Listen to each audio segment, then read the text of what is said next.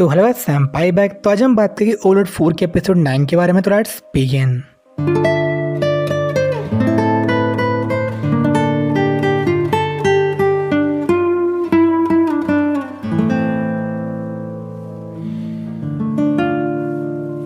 तो albedo रियस्टिस kingdom जाती है वहाँ पे बात करने के लिए।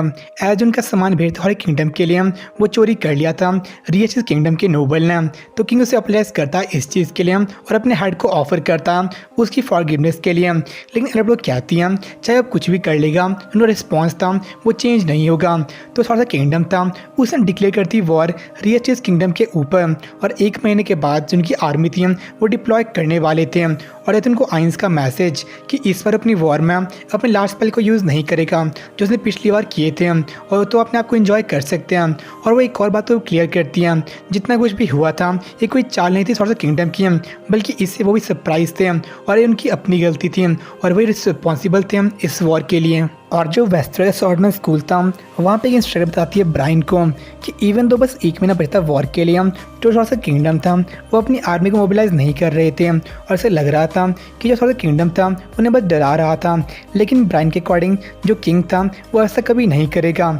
ऐसा देखा था तो लड़ते हुए गैजेट के खिलाफ और इसे तक पता नहीं था कि जो गैजेट था वो उसे कैसे हारा था क्योंकि जो गैजेट के पास एक तलवार थी रेजर एज जो आइंस को हर्ट कर सकती है। लेकिन जो तलवार थी ये कभी रीच नहीं कर पाई थी उसके पास और जो रेजर एज थी ये प्रिंस रायना उसको दे दी थी और उसे अभी भी लग रहा था कि थोड़ा सा किंग था वो कुछ प्लॉट कर रहा था और इसलिए जितने बच्चों को सिखाया था अपनी स्वॉर्डमैनशिप वो चाहते उनको वहाँ से भेजना एक सिटी के पास जो कि पास थी कौंसिल स्टेट के। और ये कौंसिल स्टेट है ये बहुत ज़्यादा स्ट्रॉन्ग है जिसका नेक्स्ट में पता चल जाएगा। तो अभी के लिए चाहता है कि अगर इस वॉर में मर जाए जो स्वॉर्डमैनशिप थी उसकी लेगेसी थी वो कंटिन्यू करेंगे बच्चों के माध्यम से। और जो वेस्टर था वो भी इस चीज़ की मदद कर रहा था। और वहाँ नेजरिक में जो आइंस था वो प्रेस करता है एल्बिडो और दैम्यूर्ग को। जो दैम्यूर्ग था वो जितने भी रास्ते पे नज़र रख रहा था और साथ में जो आर्मी की मूवमेंट्स थी उन्हें कन्वर्ट रख रहा था मतलब सीक्रेसी में। और जो एल्बिडो थी वो हेल्प करती नोबल्स को डिफेक्ट करने में रियस्टिस किंगडम से अपनी साइड के लिए। और उनका मेन ऑब्जेक्टिव ये था कि जो और कंट्रीज थी उन्हें प्रिवेंट करना कोई भी सप्लाई या फिर मदद देने के लिए रियस्टिस किंगडम को। मतलब चाहते थे जो ये वॉर है इसमें कोई इंटरफेयर ना करे और इसलिए जिनका बॉर्डर था उसे अपने कंट्रोल में ले रहे थे वहाँ की सिटीज़ और विलेजेस को एनहाइलाइट करके। लेकिन जो आइंस था अभी वरिड था ये सब कुछ बहुत ज़्यादा सही जा रहा था बिना किसी प्रॉब्लम्स के। और इसका ये चीज़ मानना था कि जितने भी सेटबैक्स या फिर मिस्टेक होती हैं वो उनको एक्सपीरियंस प्रोवाइड करती हैं जिसकी वजह से स्ट्रेंथन हो सकते हैं और फ्यूचर में किसी मोर डिफिकल्ट चीज़ को वो झेल सकते हैं। और जो थोड़ा सा किंगडम था बहुत बड़े एरिया को अपने कंट्रोल में ले चुका था इससे जितने भी फ्लोर गार्डियन थे वो सबको असाइन करता है बहुत से टास्क के लिए ताकि वो एक्सपीरियंस कर सके इस चीज़ को और अपने आप को मोर डिवेल्प कर सके। और जो आइंस सब कुछ कर रहा था उस टाइम के लिए जब उन्हें लड़ना पड़े अपने स्ट्रॉन्ग ओपोनेंट को। और जब आइंस सब कुछ सोच रहा था उससे एल्बिडो याद दिलाती है कि नेक्स्ट अटैक का टाइम हो चुका है। तो जितने भी बॉर्डर एरिया था उन सब ने डिवाइड किया डिफरेंट रीजन्स में जहाँ पे जो डिफरेंट फ्लोर गार्डियंस थे उस पर अटैक करके उन्हें कॉन्कर कर रहे थे ताकि ज़्यादा एक्सपीरियंस गेन कर सके। और जो नेक्स्ट एरिया था वो था आइंस का। तो जितने भी फ्लोर गार्डियन थे सब ध्यान से देख रहे थे लेकिन जितने भी आइंस ने अटैक किए थे सब में उसने बहुत कम आर्मी यूज़ की थी लेकिन जो इसमें ह्यूमंस थे वो स्केप करने में कामयाब हो पाए थे। तो जो फ्लोर गार्डियन समझ नहीं आ रही थी आइंस ऐसा क्यों कर रहा था। तो आइंस सबको कहता है जो अपना नेक्स्ट अटैक था उसे ध्यान से देखने के लिए और इसके बाद उन्हें सब एक्सप्लेन कर देगा। तो जो नेक्स्ट अटैक था वो था ई नेवल के ऊपर जो ये सी साइड टाउन थी फेमस थी फिशरी के लिए और वहाँ पे बहुत ज़्यादा कम सोल्जर्स थे तो उसको डिस्ट्रॉय करना बहुत ज़्यादा आसान था। लेकिन जो आइंस को ये बात समझ नहीं आ रही थी कि वो सबको बाद में एक्सप्लेन क्या करेगा क्योंकि इससे पहले मिला था वो नेग्रिडो और पेस्टोनिया से और इनसे मिलने के बाद ही उसने अपनी स्ट्रेटजी को चेंज किया था। तो इन सब इवेंट से पहले जो नेग्रिडो और पेस्टोनिया थी वो चाहती मिलना आइंस से लेकिन आइन ने बैन किया था नेट से बाहर जाने के लिए तो उनसे खुद मिलने चले जाता है। और जो नेग्रिडो है ये बड़ी बहन है एल्बिडो की और उसके पेरेंट्स के बावजूद बहुत ज़्यादा लविंग और केयरिंग है। तो लास्ट सीन में जो सीन था सोल्यूशन का जब चाहते एक्सपेरिमेंट करना ह्यूमंस के ऊपर जो ये दो थे उसे रोकने के लिए आ गए थे। तो आइन ने फैसला सुनाया था सिर्फ क्रिमिनल्स को एक्सपेरिमेंट करने को तो इनोसेंट ह्यूमंस तो बच गए थे लेकिन आइन ने साथ में इन दो को बैन किया था बाहर जाने के लिए और अभी भी वो सेम चीज़ के लिए आए थे। वो चाहते आइंस को इस सेंसलेस मैस्के को रोकने के ह्यूमंस की। तो आइंस एग्री नहीं करता क्योंकि जो नेग्रिडो थी अपने सुपीरियर कोकोपेटस की बात के साथ उसने डिस्कस नहीं किया था जो शो करता उसे डिसरिस्पेक्ट कोकोपेटस के लिए। लेकिन इस पर पेस्तोनिया कहती हैं कि वो भी सेम चीज़ कहना चाहती हैं और सुपर सेबस था जिसने चीज़ों डिस्कस कर लिया था। तो आइंस से क्या था कि अभी का प्लान था उसे नजर स्ट्रेंथन हो रहा था, तो उनके लिए इंसानों की मर्जी के लिए तो चीज़ों को कैसे चेंज कर सकता है।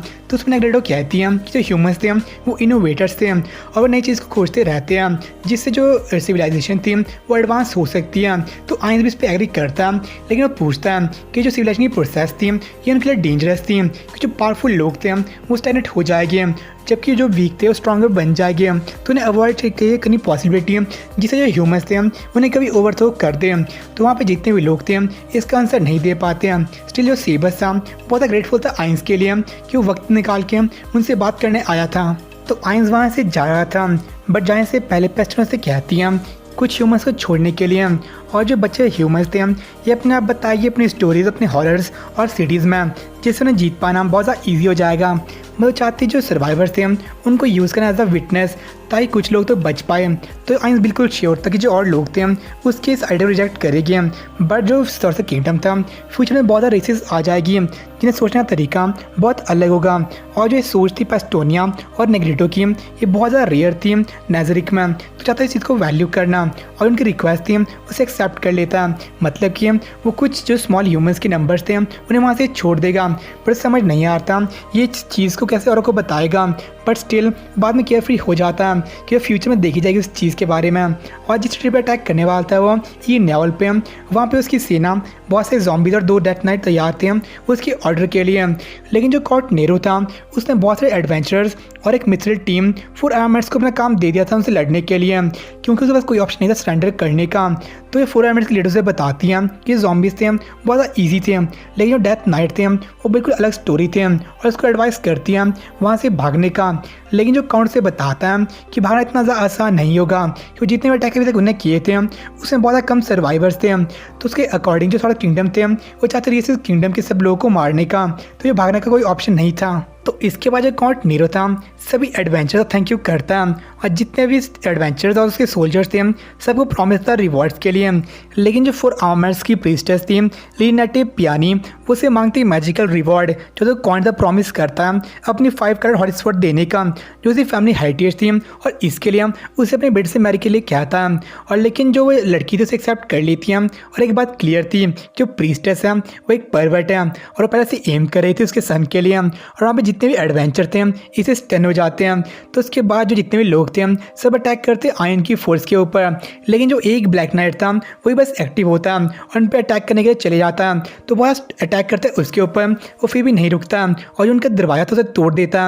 और सबको ये लग रहा था जो ब्लैक नाइट्स थे ये ट्रम्प कार्ड थे किंगडम के, क्योंकि 2 ही जो ब्लैक नाइट थे वहाँ पे आए थे। तो जो स्काना एल्बिरा थी वो अटैक करती है ब्लैक नाइट के ऊपर और वो कहती है जो और दूसरा ब्लैक नाइट था उस पर नज़र रखने के लिए और साथ में जो अंडर्स थे उनको निपटने के लिए। और उसे पार्टी में प्रीस्टेस थे और जो मेज थे उस पर बफ डालते हैं और वह अटैक करते हैं ब्लैक नाइट के ऊपर। बट सून जो ब्लैक नाइट था उसे ओवर पावर कर लेता है और अपना दूसरा ब्लैक नाइट था वही उसे ज्वाइन कर लेता है। तो सिचुएशन थी बहुत ज़्यादा होपलेस थी। तो उसकी पार्टी 4 आर्मर्स थी वो सबको कहता था जाने के लिए और तब तक वो उनके लिए टाइम बाय कर लेंगे। और तभी वहाँ पे आता है एक एडवेंचर स्काई में जो कि अपने बहुत सारे अटैक में उन दोनों ब्लैक नाइट को बड़े ईजिली हरा देता है। और जो अपने ब्लैक नाइट था वो था मेंबर वर्मिलियन ड्रॉप का जो कि एडमेंटाइट लेवल की एडवेंचरिंग टीम थी। तो उन्हें मारने के बाद वहाँ से चले जाता है। लेकिन जो आइंस था इस सबसे बिल्कुल परेशान नहीं था और जो ये चीज़ हो रही थी उसने पैसे एक्सपेक्ट की हुई थी। और जितने फ्लोर गार्डियंस थे इससे बहुत सरप्राइज हो आते हैं और जो एपिसोड था वहीं पे एंड हो जाता है। तो आज का एपिसोड काफ़ी ज़्यादा सही था, स्पेशली इसकी एंडिंग, क्योंकि फाइनली कोई एडवेंचर आ गया था जो कि ब्लैक नाइट को ओवरपावर कर सकता है। और जो उसके पास एक वेपन था वो थोड़ा गन टाइप था, तो हमें पता चल जाएगा कि कोई साइंटिफिक चीज़ थी या फिर ये भी कोई मैजिकल चीज़ थी। और उसकी अपीयरेंस जो अपना आइंस था वो थोड़ा भी दुखी नहीं था, बल्कि उल्टा उसने पहले चीज़ एक्सपेक्ट की हुई थी और यही उसके लिए ज़रूरी था कि उसे मानना यही था कि कोई सेटबैक या फिर मिस्टेक थी उससे वो एक्सपीरियंस ले सकते हैं। तो जितने फ्लोर गार्डियंस थे उनको एक्सपीरियंस दिलाने के लिए ये चीज़ ज़रूरी थी। और उसकी टीम थी वर्मिलियन ड्रॉप, इसके हम फ्यूचर में ज़्यादा जान पाएंगे। और जो आज हमें देखते हैं निग्रेडो वो भी काफ़ी सही है, अपनी अपीयरेंस के बावजूद वो बहुत ज़्यादा लविंग और केयरिंग थी। और जिस वजह से जो अपनी नज़रिक थी वहाँ पे बहुत ज़्यादा रियलिटी थी और जो उनकी वॉर थी वो फाइनली शुरू होने वाली है। तो देखते आए क्या होता है। तो मिलते हैं आपसे नेक्स्ट एपिसोड में, तो सनारा बाय। खुद को उड़ने लगा मैं आसमान में।